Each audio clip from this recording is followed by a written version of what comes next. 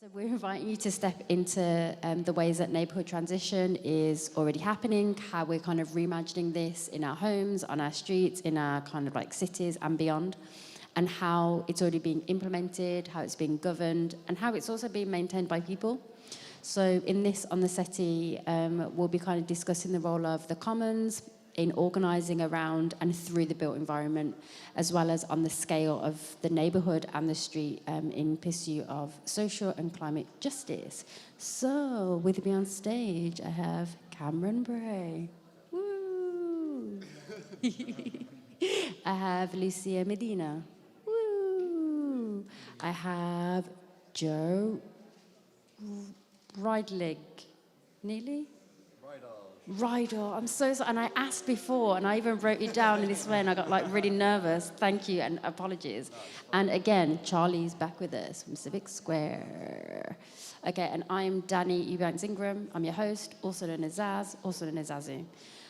So I'm going to get straight into the big questions, because I think we're good. We can start with the big questions. I don't know how to start with small questions, so I'm sorry about that. So I'm going to jump right into the what if, that space of dreaming and kind of radical like imagination.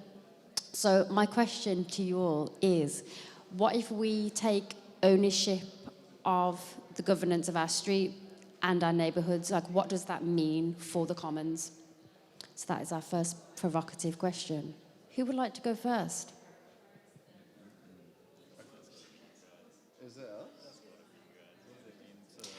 I guess maybe a good question. First of all, introduce yourself, say a little bit about what you do, and then maybe go into the question. And I can repeat it too. Sure. We are here as part of the European Architecture Student Assembly, where a student organisation that's existed for over 40 years. It's like students taking their education into their own hands. And so at the moment we're working on a project based in Sheffield called EASA Commons, which is going to be a temporary 2-week-long assembly of 600 architecture students, all working on different small-scale projects related to the commons. And so, I can't remember the question. Okay. So what happens if we kind of take ownership and governance of kind of like on our street or neighbourhood level? Like, what does that mean for the commons? So I think that what we have been like wrestling with as like architecture students is like the sort of projects that greet us when we enter offices. They're like not the sorts of projects that we wanted to be working on when we're talking about like what like an ideal like neighborhood looks like, the mechanism by which projects happen in practice today doesn't like enable those sorts of things to happen. So through this project we're trying to like create a series of experiments where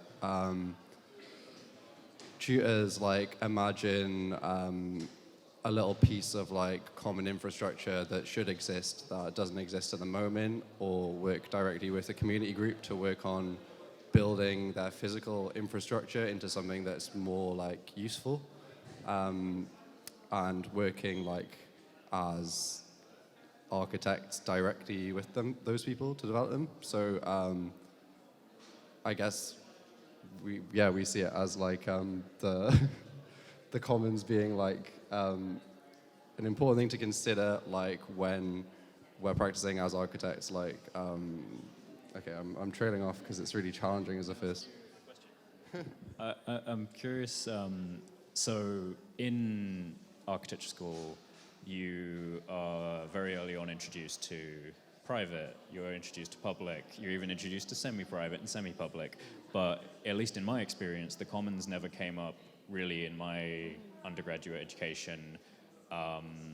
So one thing that I'd be interested to hear about from both of you, and if you have a similar sort of experience, Cameron, is at what point in, I guess, your education both in university or your own education that you sort out for yourselves. When did you come across the idea of the Commons, and why has that become such a focal point in the work that you guys do now?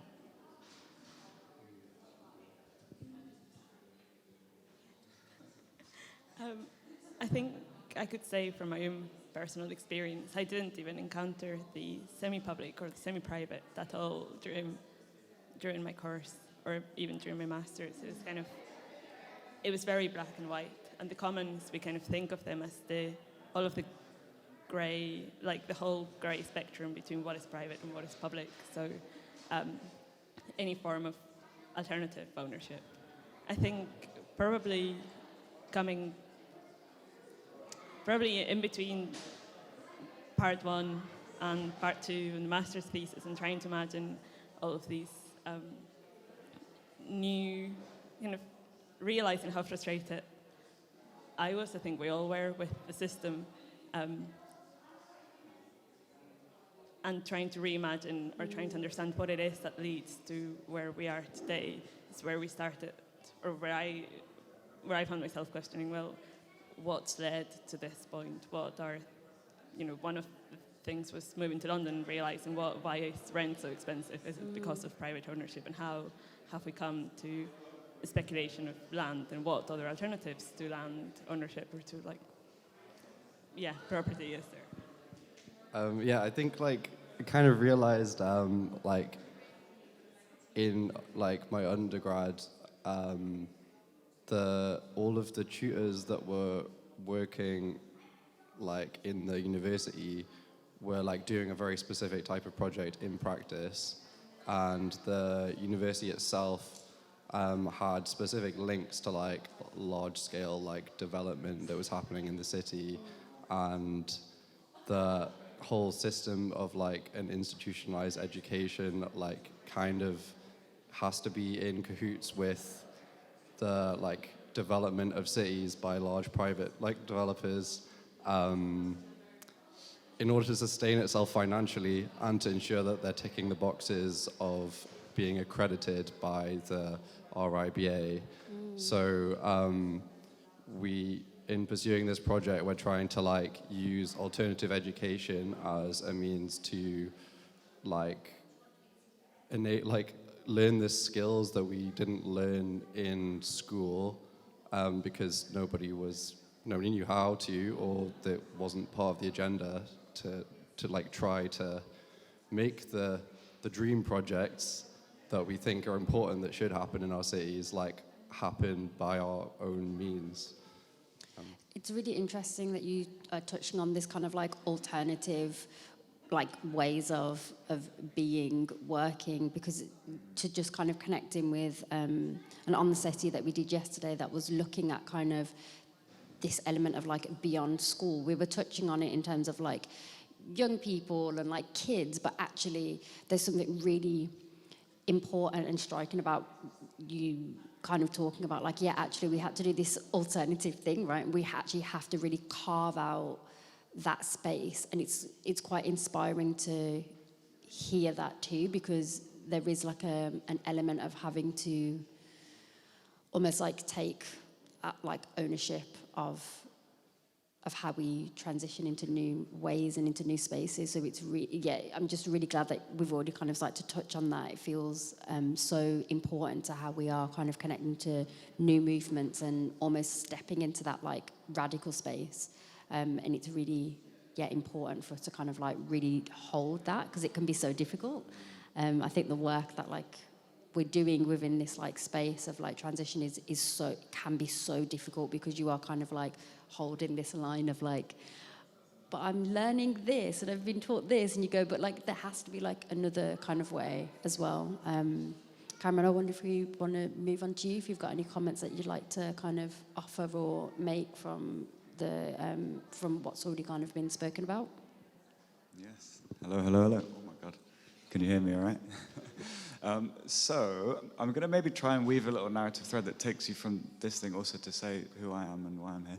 But maybe to start off with, so I did my undergraduate degree in Edinburgh, where the course, I think, taught, not to throw any shade on Edinburgh, but taught a fairly normative,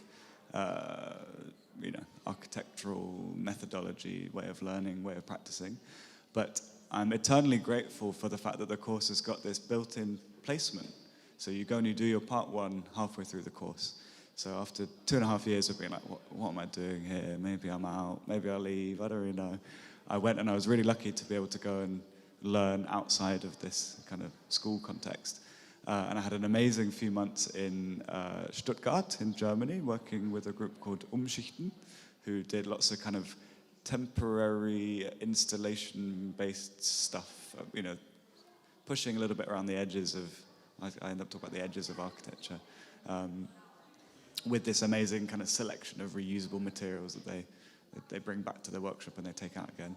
And then some amazing few months in Madrid, working with this kind of Spanish hero, Santiago Cirojeda, his practice, Recetas Urbanas. And amazing, building this kind of extension to an art school it was a bit insane. It was a building site where I got left in charge of the building site with loads of people. It was a bit insane. But really, really grateful for that experience of, thinking about different ways of practicing in the built environment, and really nice to maybe look towards what happens a little bit on the continent, which I think is always a nice place to look to for slightly less kind of big developer-centric ways of doing place.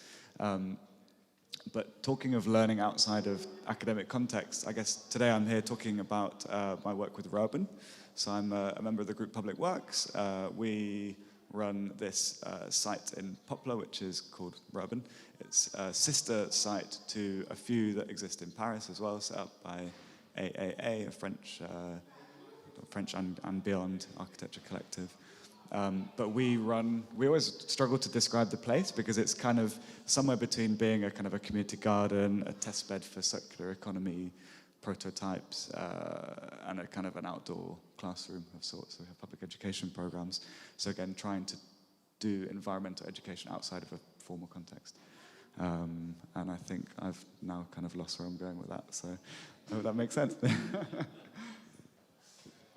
Thank you so much. I'm just hearing, I guess what I probably want to hear a little bit more about is when you're moving outside of these kind of like more formal structures of learning, what is it that you kind of hope to leave behind in a way? So if there were people coming up like in the next few years looking at built environment and being part of these like kind of architectural movements, like what is it that you would kind of want to offer to them?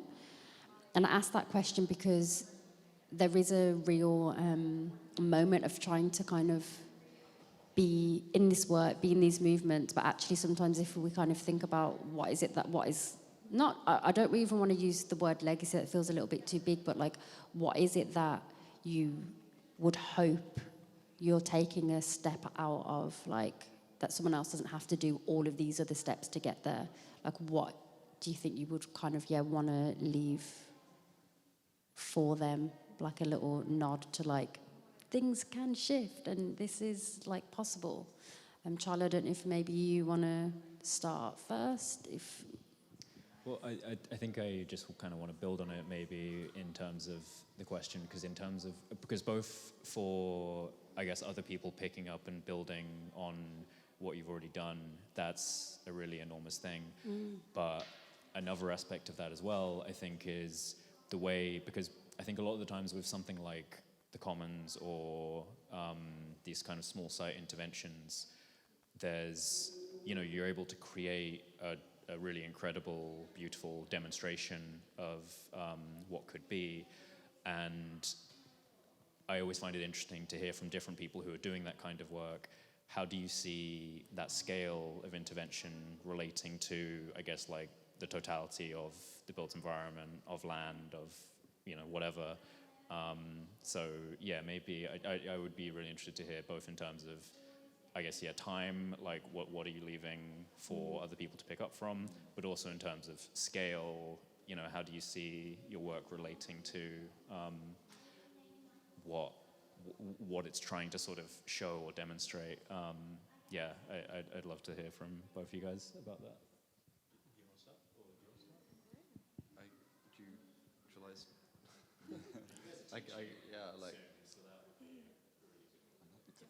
Yeah, maybe I can start with like this bit, and then you want to come in with like scale and timeline. I think we can try it. Do a good job. We can tag team it. It'll be great. So I think like what we're trying to put onto the agenda and what we want people who are like in their early years of education, architectural education, to understand is like the property structures that underpin what gets built in our cities today, and like who owns what land and who has the money to develop that land impacts the way that our cities look, and impacts whether the projects happen that you think are good or bad in the world. And I guess the fundamental thing that we want to say, like, with what we're trying to do is that we should be designing for people and not profit. And that sounds like really like kind of silly and obvious, but like that's not what the majority of architecture projects do. Even if they do purport to have some sort of social good attached to them, they fundamentally have to have a profit attached to them to make them viable in the eyes of the person with the money and the land that's going to make it happen. So we hope to like introduce these notions like at the very start for people coming to our event who are maybe like in their first year of like studying, for them to like view architecture through that from the offset. And then we hope that these projects that happen in our event are like the seeds that are like the little experiments that maybe push people like, into a different type of practice. I think following on from that, these small projects that happen for the 2 weeks of the assembly are, in a way, they're prototypes for like larger scale alternatives. And it kind of, I guess every small project in that sense can, so I think it kind of links back to the question you started with, which is what does it look like when you take ownership of your street? I think the ownership of each street relies fully on like the neighbours that live on the street, and it's like a very small scale. It's always going to be a small scale project because it relies on the relationships between people and the kind of like almost like the individuality of everyone that is linked to that project. But I think each of these projects successfully running and continuing over time at the larger scale of the built environment just kind of proves that alternatives are possible, that different ways of thinking about cities and of planning development can happen and are actually sustainable and are kind of worth pursuing, if that makes sense. Yeah, it makes total sense. It makes total sense, especially around those kind of like demonstrators as well. Yeah, it's really interesting. I think. Happy to jump in, yeah? Yeah. If that's all right. I think you've opened a can of worms, maybe, Charlie, or is the only problem? This is a very difficult one. But I think this is, I mean, it may be an interesting discussion to go back and forth also between EASA and some of this urban stuff is thinking about the scale, time scales, I think quite interesting. So I think we're, on the Urban project, we're trying to practice this kind of like slowly embedding and ingraining practices into a neighborhood as it's changing. And it's been a really fascinating process that I think is starting to bear fruit after a few years of effort as well. But we've been based on this site since 2017. We're formerly in Hackney Wick, and started off as this kind of containerized setup. So it's really hard to describe something without seeing it also when it's a project that's a bit confusing. So I'd recommend having a look online at the Urban Popular project. We just built a new website. Have a little browse. We moved onto this site in 2017, which is a former car park. And I think the project started off being this kind of set of demonstrators / prototypes of this stuff to do with anaerobic digestion and food waste collection and so on that are all really, really amazing. But I think it only really started to come to life in the last few years when there started to be a real strong focus on working with people who grow food in the neighbourhood and people who live nearby to make them more of an active part of the project. Essentially, that had been a little bit not at the core of the focus. But in my first year on the job, just after the pandemic, we spent a lot of time knocking on doors and inviting people to come along, and started to build a momentum of folks behind the project to come along to... essentially, the bit I was running is to do with a closed-loop food system. So we're collecting food waste from residents. If you live in a block of flats at the moment, your food waste isn't collected separately because of fire regs. So currently in Tower Hamlets, where we're based, it goes to incineration, which is a bit bonkers. Big interest in food waste and compost, so maybe we can also talk about some of this at some point. But we collect food waste, we grow food with the compost made from the food waste that we've collected, that we use this kind of anaerobic digestion and some composting systems on, and then we cook big meals together. And this kind of critical mass of people behind the project started to really lead to some very interesting conversations with the housing association who own the site and the land, who start to take us a little bit more seriously now. And so there's been some really interesting moments thinking about this scary big thing that's happening on the Teviot estate where we're based, which is residents have voted rather controversially in the last few years for a big redevelopment project. So in the coming years, where we're based on the corner of the estate, in a car park by the A12 is going to be turned into a big skyscraper, a big high-rise, in this joint venture type scary situation that you see being perpetuated across London. But we're ending up in that interesting and perhaps a little bit uncomfortable moment of being like, okay, how can we start to embed the site and the programming into the future of the development? So how can we make sure that we stick around? But also, how can we start to think about some of these circular economy principles that we're running, admittedly at a small scale? How can we start to build that into these big new things that are arriving? So thinking super long term, this is planning quite some time in advance at this super micro kind of neighbourhood corner scale, which is very interesting, and perhaps it's comfortably next to and perhaps in a little bit of tension with the EASA model of having a short burst of activity that's really generative ideas-wise. And I'm curious as to what's left behind as well after those 2 weeks. Maybe that's a question back at you.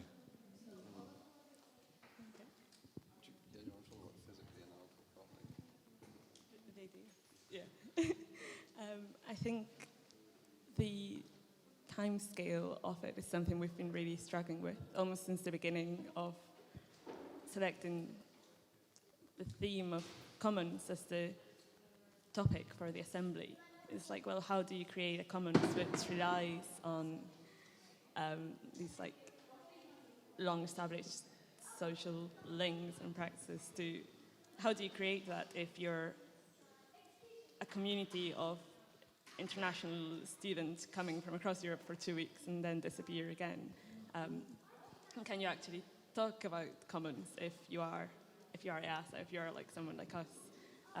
So from a practical point of view, we've been working quite hard, I think, to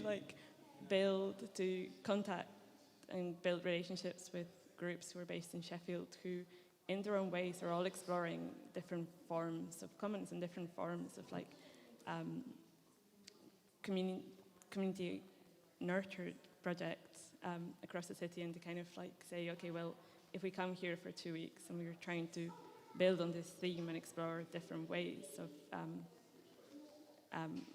approaching the commons, how can what we do benefit you? So in a way, tapping into systems that are already existing in Sheffield, which is the city where we'll be, is one of the ways of hopefully ensuring that all of the projects that take place have a longer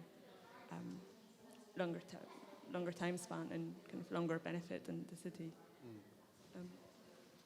Yeah, I was also just going to add, so there's this way of working which is about us developing relationships with community groups a lot of like community centers or like collectives. Like we're working with like a queer collective and an Afro-Caribbean community center, for example.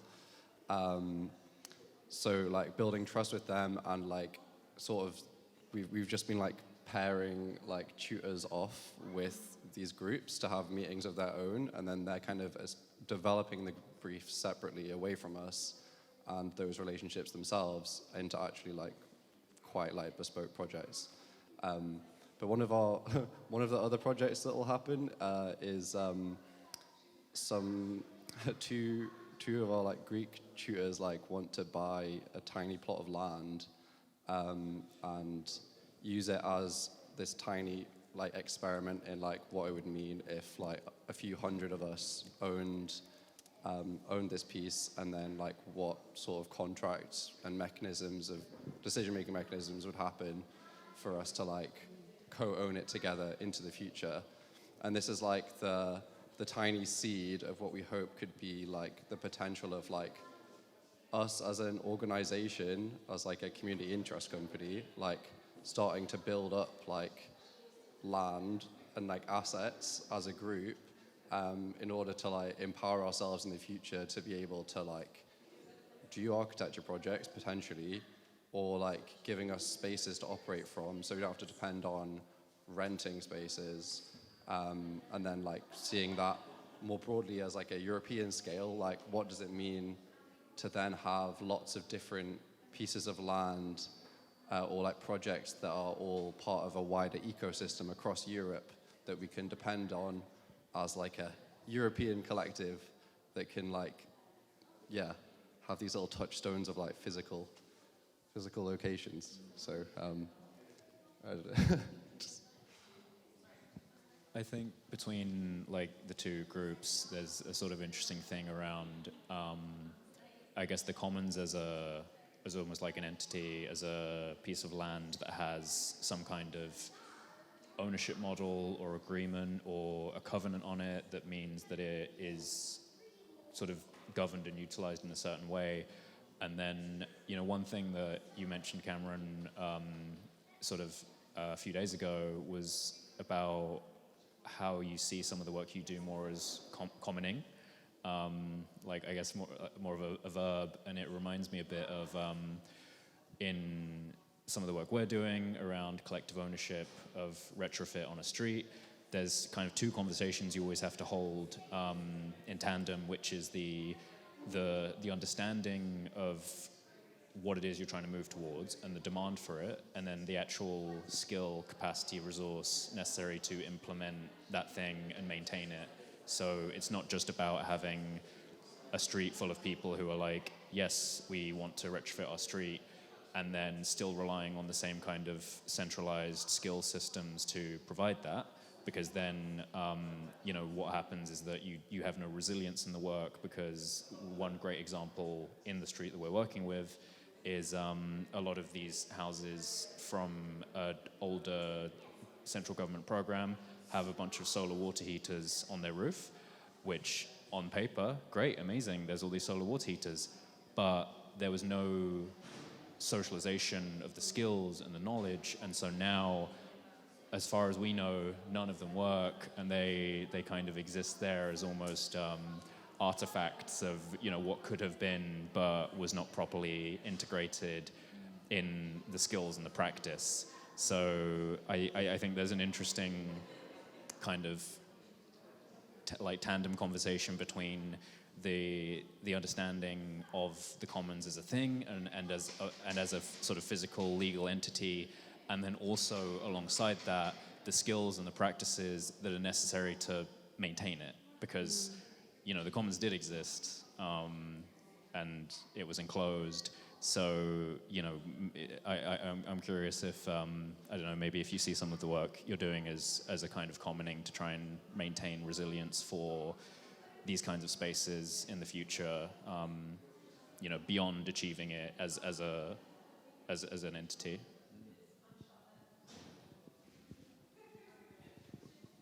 Hello. I mean, yeah, big time. I'm no commons expert, so hands raised in this situation. But I guess the intention with the Urban project is very much that it's about taking a step back. You know, I don't live on the Teviot estate. I don't want to be there that much longer. You know, it's about creating the conditions in which people who do live there can be in charge of the place, and that's what we're aiming towards. So I guess that is a kind of a way of commenting. And I guess also maybe just thinking through some of the stuff you were just saying, I think a really interesting component of this is also capital, you know, funding, and how these things are able to generate and maintain income. You know, the project right now is grant reliant. We're part of an amazing project that's taking place across Tower Hamlets called the Just Fact Project, which I'd love to shout out and recommend that everyone has a look at.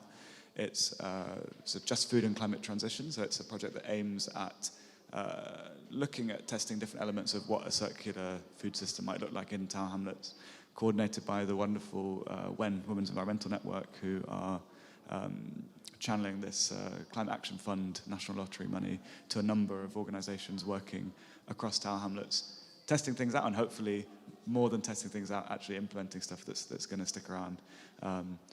But it's really, really tricky because, you know, the funding runs out and you're gone. So how do you build this to use the very popular word resilience, which is, you know, the R in Urban originally, but I kind of cringe a little bit as well when I say it.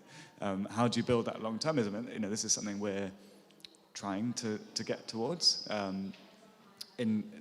So the site's run as a collaboration between Public Works, who do the kind of slightly more people-focused side of things, and an organisation called LEAP, who are experts in food waste and anaerobic digestion. And LEAP has just secured some funding from the LLDC to be scaling up this food waste collection on quite a big way. And we're going to be collecting hundreds of kilos a week of food waste, which we will be growing food with hydroponically. So through AD, you produce a liquid fertilizer, which you can use to grow veg. So the intention is now this year to set up this site. So we're securing the space to grow. But the intention is it becomes an enterprise as opposed to a grant-reliant model, which is a really exciting moment. And I think, you know, there's a lot of organisations who, I don't know, push for that. I mean, it's early days for us, but it's an interesting moment to look towards as well.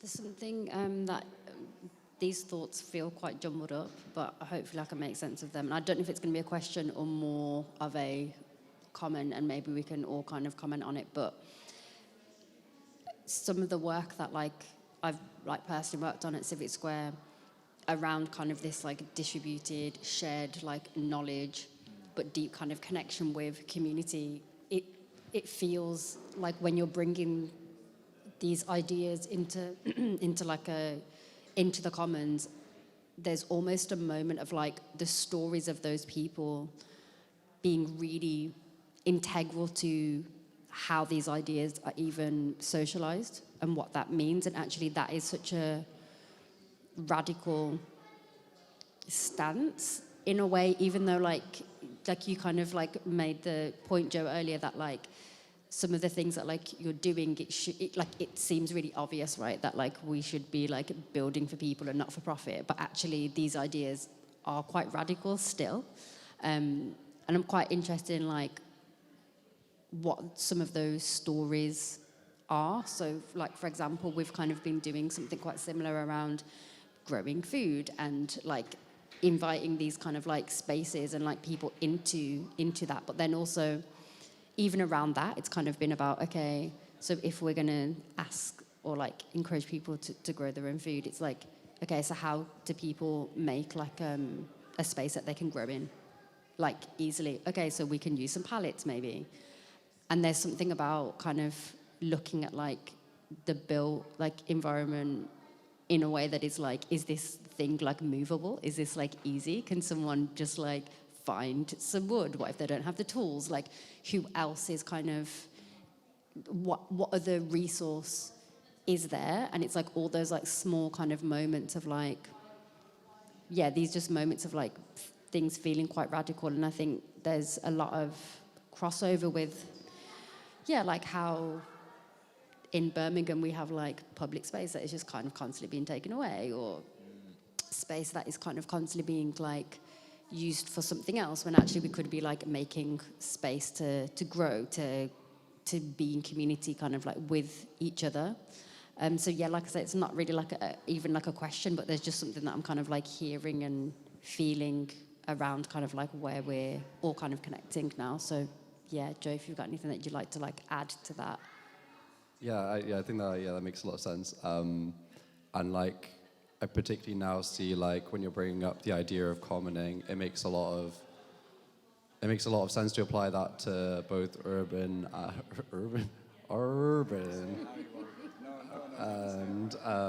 and Civic Square, like both being projects that are in a specific place that are like about committing a level of like time to like an area and situating yourself like right there. And I think like that's the main like it's harder for us to like apply like commoning to like what we're doing like in a genuine way. And I think a lot of people in like academic circles as well like throw around like the word commoning like to just like talk about anything that's like sharing anything. I think like like having community like investment, like personal like investment of time and energy into a project is like what's going to make it succeed or fail. And like so that's what we're seeing with like when we're trying to act as architects who are just like kind of temporary visitors to Sheffield. The things that are like succeeding at the moment are like when we're working with groups that have been based there for like a decade or like a few decades, who have an investment in the space already, and we just kind of offer ourselves as like a tool that maybe they don't have access to like design skills, so then we can offer them that. And then so there's like that approach where you're basically like a consultant, like, and then there's this like embedding yourself through like a project for like years and years. Yeah, and I think both ways are really like valid, and it's really important that like when we see ourselves like as a ecosystem. An example is like we had like this really amazing family who like had moved to Brum, and they were kind of there for I think for about a year, and then they were moving back to Kazakhstan. Yeah, and there was something really like important about the things that they were coming and learning like every week that actually meant, okay, you're not going to actually be living in this place for like the long term, but actually the things that you have like learned or connected with, you're then taking away with you. And I think there's something really important about kind of, yes, like we're not always going to have like I want to say the luxury of long term, but sometimes it's not even a luxury, right? Because it's actually we're working in like deep kind of like crisis. So it's like go, go, go. But there is something really important about kind of like how we are kind of acknowledging that like sometimes we don't have like the time that we would love to have, but actually it's so important that like people can take away and go, okay, yeah, like this is something that like I've learned through people that are able to share their skills, share their knowledge. And it's such an important part of what we kind of like are doing or trying to do and trying to connect on. So I just really like kind of appreciate it and want to just really highlight that all the work that we're doing is touching on different areas, and as an ecosystem, that's really what you want, because we can't do everything, but we can do what we can do.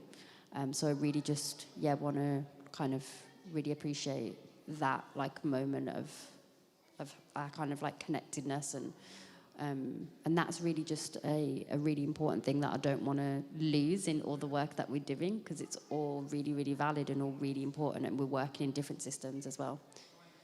Charlie, is there anything you want to add to that? I mean, there's a thing that,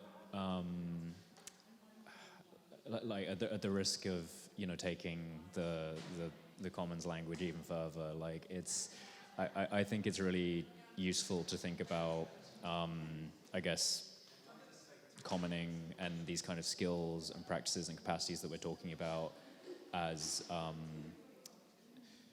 a sort of like intellectual commons, and I think this is the kind of thing that when you're not tied to a specific place, you can still really deeply engage with, is a kind of intellectual commons around these practices and skills that can be learned in a sort of workshop or something and then taken away and applied elsewhere. And I think it's a really important way to frame it, especially coming from a background in architecture, because, you know, any profession is essentially a sort of collective of workers who are able to leverage higher sort of value for their work because they're able to enclose knowledge and sort of almost like charge rent on that knowledge through their work. So there's coming from architecture, that used to be how we sustained ourselves, right? It was we sustained the knowledge and the skills of architectural work, and you know, you can now see that enclosure is far less ring-fenced as it used to be, and you know, this is why architects have such problems with developers and other people doing architectural work. But you know, the only reason that's a problem is because we're having to compete for capital. It's not inherently a bad thing that these skills are brought out into the commons.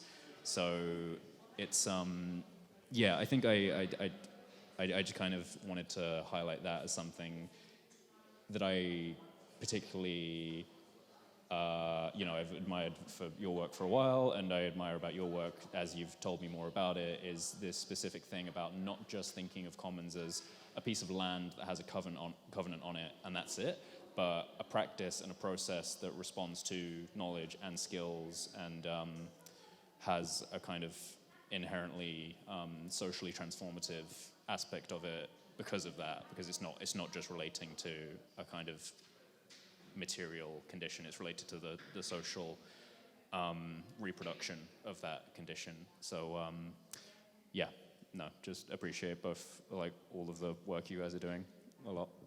Amazing. So I'm going to finish with the same question that I asked in the last talk. What is your North Star?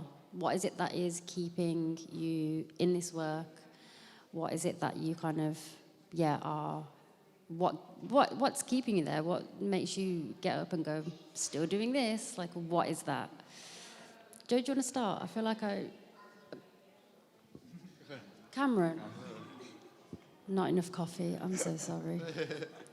Cameron, would you like to start? Because I feel like I've been starting on this side quite a lot. Cool, yeah. I mean, it's a simple and quick one for me, and it's people. I love the people I work with. I love spending time with people. I love bringing people together. And this gig is really, really nice because that's what we do a lot. It's about making space for people to come together and do stuff, and that, I don't know, that motivates me a hell of a lot. But also, network building and building allegiances and building momentum. I guess this word critical mass that came before, maybe it's a bit overused as well. But I don't know, bring people together.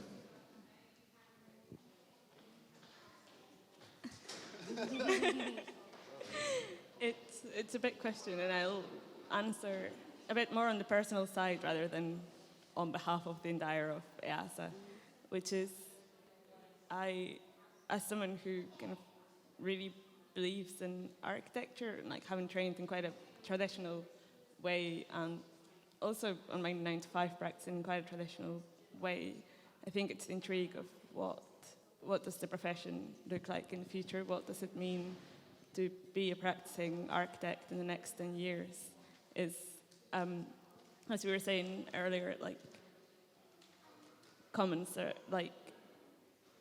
come almost as a solution to all of the different injustices that we see, kind of socially, spatially, economically, and how do we position ourselves professionally to solve those? So I think just trying to understand how do we do that? How do we get there, both in terms of knowledge, in terms of land, in terms of social circles? Over to you. That was very good. Like that. I think I just want to I want to practice architecture ethically, because I think that's important. I think that there's the way that we're told that you should practice architecture is one way, and there are hundreds of other ways that are just kind of obscured, or people just don't know about. And so I think this whole thing for me is about trying to explore the many different ways that could look like. You want to add a North Star, Charlie? Or are you North Starred out now? North Starred out. Okay. So I just want to say a big thank you for all of you just being in this conversation and being so like generous and like honest. And it's been really beautiful to just kind of see how these like ideas and things that we're working in are so like interconnected and so entangled, but actually also are just kind of flourishing in their own ways as well. So thank you so much for being in this conversation today. And thank you all for listening again. Thank you, thank you, thank you, thank you.